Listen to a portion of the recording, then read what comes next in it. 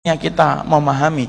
Berarti ketika kita berinteraksi pada harta, jangan letakkan harta itu menguasai harta kita, menguasai hati kita. Makanya biasakan Pak, kalau tiba-tiba ada yang bermasalah dalam urusan kehidupan kita, kita pisah dulu, ini urusan dunia atau akhirat. Urusan dunia dibuat ringan. Nah itu sikap zuhud. Tiba-tiba mobil kita sudah betul-betul diam, tiba-tiba ditabrak brek gitu, padahal kita tidak salah. Turun kita, waduh bagian belakang rusak.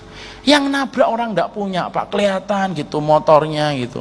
Baru nabrak mobil kita, bannya 2 lepas Pak, gitu kan. Dia ngomong maaf ya Pak, maaf saya tidak punya uang. Kita pengennya marah, kalau memang kayak gitu Bu hati-hati Pak. Iya Pak, saya sudah hati-hati tapi remnya ketinggalan di rumah misalnya. Maka kemudian kalau kita mendapati kayak gitu, sudah lihat mobil gitu, ya Allah, ya sudahlah, urusan dunia ringan Pak. Anak kita ternyata kemudian belum diterima di kerjaan apa yang dia inginkan di tempat-tempat profit gitu, itu ternyata tidak diterima Bi, ya sudah, dunia dibuat santai. Karena dengan perkara itulah beban kita itu hilang Pak. Itulah yang dimaksudkan oleh Allah, wa wada'na angka wisrah, itu di situ Pak. Karena beban yang paling berat itu beban dunia. Makanya kenapa para ulama dulu sering berkata, interaksi paling mulia ketika menyikapi harta itu pada sikap zuhud itu. Itu benar Pak. Dan itulah yang menjadikan akhirnya kita ngerti, kalau kemudian kita sudah tidak terlalu menempatkan dunia itu menjadi yaitu obsesi terbesar dalam kehidupan kita, ringan Pak. Hidup kita itu dalam kebaikan itu jadinya ringan Pak.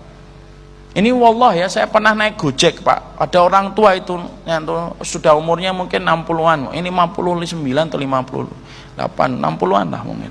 Lo naik Gojek sama saya ketika saya terjebak macet ketika akan ngajar di salah satu masjid di Jakarta Pusat. Turun saya dari mobil, kemudian ada ikhwan yang nyetirin, saya perintahkan nanti nyusul aja ke masjid. Turun naik Gojek Pak. Orangnya tua Pak. Gojek awal-awal itu kan pendapatannya besar Pak. Saya ngobrol-ngobrol, kenapa berapa Pak sebulan Pak? 4 jutaan. Saat itu masih 4 juta itu lumayan. Kalau sekarang kan Gojek banyak Pak. Gojek lebih banyak daripada yang naik Gojeknya kalau di sarang. Maka kemudian dia bilang, loh saya sering dapetin dong Pak, ada orang itu dapat 8 juta, 9 juta, 10 juta. Iya Pak, kalau mau diturutin terus menerus juga akan dapat Pak segitu Pak. Cuma ya sampai kapan? Coba Pak. Cuma sampai kapan Pak kayak gitu terus Pak? Itu kalau saya turutin gitu ya sampai malam jam 10, jam 11 malam bisa Pak. Itu sebulan saya dapat 8 juta, 9 juta. Tapi saya tidak mau kayak gitu Pak. Saya ya sekedarnya saja. Ada adzan, saya matikan aplikasi saya. Saya duduk, saya sholat, zikir. Ada kajian Pak, ya saya ikutin kajian. Nanti kalau sudah selesai saya hidupkan, baru terima order lagi, insya Allah. Nanti ada adzan lagi saya berhenti. Kalau saya kemudian lagi puasa sunnah, ya saya kemudian kadang-kadang liburkan. Saya mengandalkan rezeki saya kemarin untuk nyukupin hari ini, masya Allah Pak. Itu sampai ketika dia ngantar saya di masjid, dia baru tahu kalau saya ngajar di masjid. Itu betul-betul dia buktikan Pak. Saya ngajar, dia ternyata tidak melanjutin Gojeknya Pak. Duduk Pak di antara orang itu, kemudian ikut ngaji Pak. Sampai 2 jam ngaji dia. Setelah ngaji kemudian dia deketin saya, ngembalikan uang tadi. Kemudian dia minta handphone saya bilang tidak usah Pak. Tidak lah Pak Ustadz, tidak, pakai aja Pak. Itu namanya Pak, tenang dalam hidup, bersahaja ketika nyari dunia.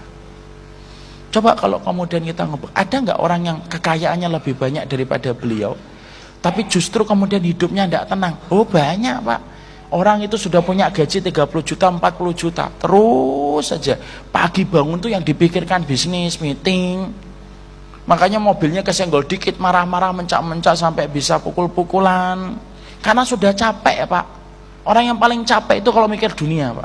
Tapi orang yang paling enggak capek itu kalau mikir akhirat.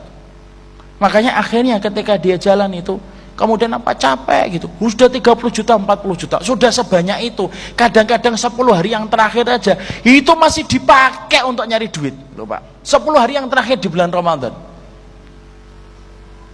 Sudah nyari setahun, Allah minta 10 hari yang terakhir sudah selesai, masuk ke masjid. Lo masih dijadikan 10 hari yang terakhir itu masih dipakai untuk nyari dunia. Ya enggak cukup-cukup itu Pak.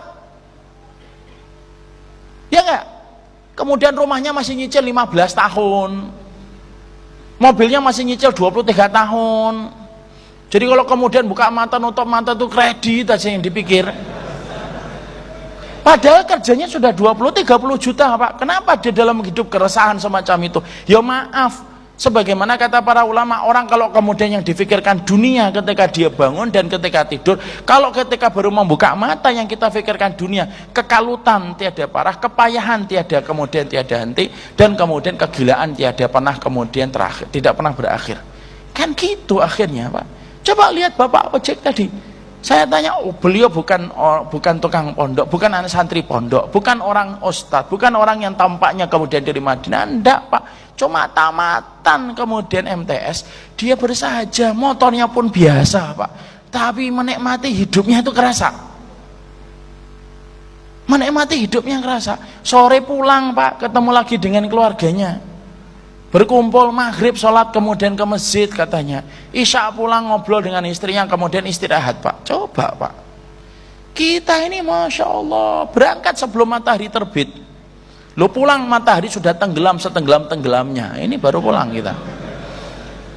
Loh, tapi kemudian akhirnya ya tidak pernah cukup. Kenapa? Yang hilang itu berkahnya Pak, kalau kemudian zuhud itu sudah tidak ada.